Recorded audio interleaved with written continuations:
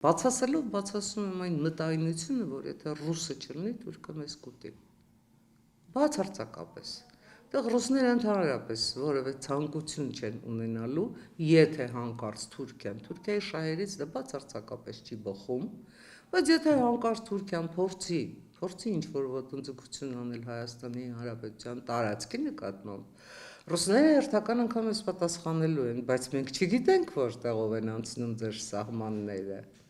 Մենք այդ պատասխանը արդեն ստացել ենք։ Ես կարծում եմ, որ այդ պատասխանը ստանալուց հետո մենք այլևս մտածելու բան չունենք։ Մի պետություն, որ չի ճանաչում քո սահմանները, ինչպես կարող է մտադրվել անգամ այդ սահմանները պաշտպանել։ Հիշում եք Լավրովի հայտարարությունները։ Մենք պատրաստվում էինք դիտորդներ ուղարկել Հայաստան։ Մինչև դուք պատրաստվեիք, մինչև դուք դիտորդներ ուղարկեիք Հայաստան, Հայաստանի կեսը չէր մնա այդ տրամաբանության մեջ, եթե Հայաստանի Հանրապետության ազգային բանակը չպաշտպաներ Հայաստանի Հանրապետության սահմանները։ Իդեպ այն հանգամանքը, որ ջերմուկից այդքան տարածք, ջերմուկի